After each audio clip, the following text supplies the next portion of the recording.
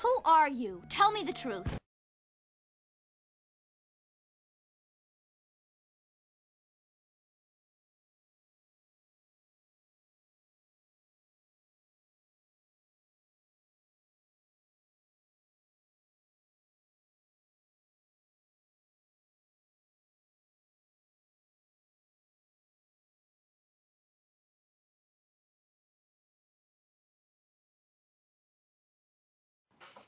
Look at that movie poster. Look at how perfectly it fits in with what I'm talking about in Aladdin. The Alpha Jasmine archetype, the sex queen.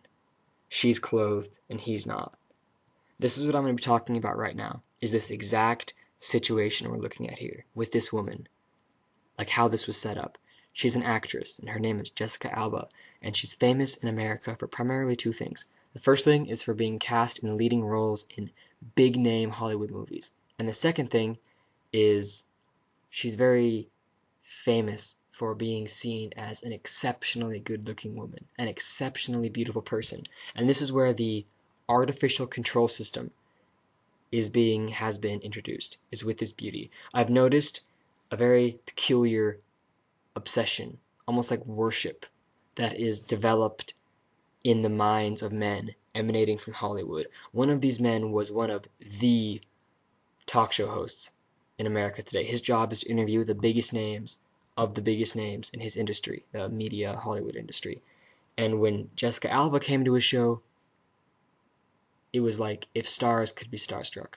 The second guy was a producer, a rich, semi-famous in his industry where he works. He's like the kingpin. Producers are like big shots. So a rich, big shot old white guy was like gushing and pining about this woman, Jessica Alba. He was being interviewed not about making the movie, but about what it was like to work with Jessica Alba. Yeah, so that was abnormal because he's supposed to feel like he made it, you know. So why is he acting like he feels like he's not good enough because he's not with this woman, which is the disposition he had. And then the third guy was this professional celebrity interviewer. Like that's his job, is to go to events and go to these locations and wherever and interview these people.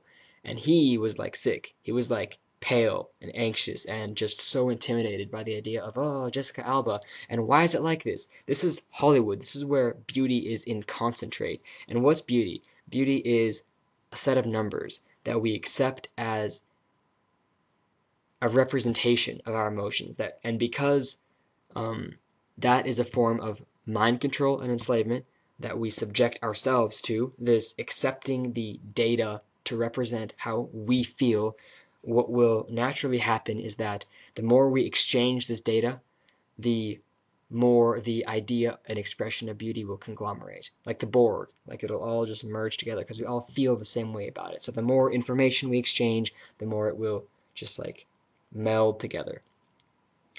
And so like beauty is just the normally accepted idea of data. How can Jessica Alba be twice as normal as someone else? It doesn't make sense. Like if you look at beauty 200 years ago, the portrayal of beauty was much more varied because there weren't as many people, there wasn't as much information. So people didn't think like they do today. They didn't have as many points of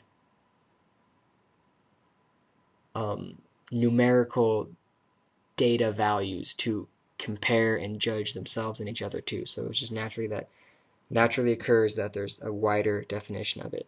So what we see with Jessica Alba is a disproportionate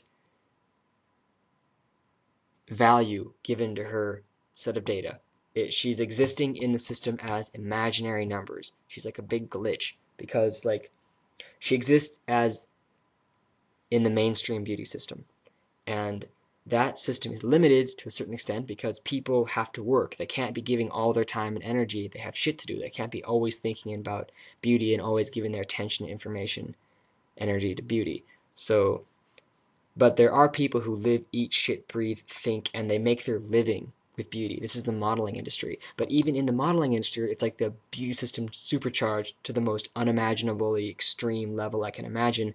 There is no one model who is universally accepted as twice as beautiful as the other models. You can't be twice as normal as normality. It doesn't work like that.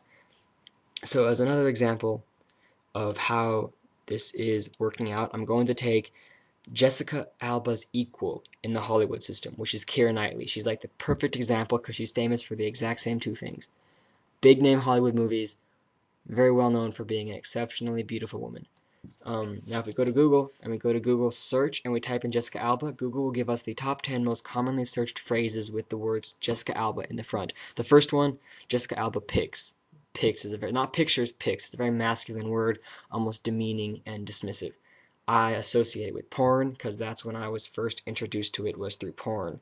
And I'm probably right about that, because if you look at the second term, Jessica Alba no clothes. Definitely guys looking for sex stimulation. Now, if the system hadn't been monkeyed with and it had developed on its own, because Keira Knightley and Jessica Alba represent the same values, the same numbers, the same data, I mean, look at them, we would expect Keira Knightley to be getting the same kind of reaction.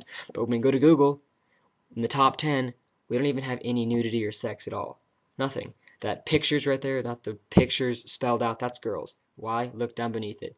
Hair, anorexic, weight, hair again, that's girls. Looking for the same medium, slightly different thing, right? Little discrepancy there. And the first one, Keira Knightley movies. And she's an actress, not a porn star. What movies has she been in?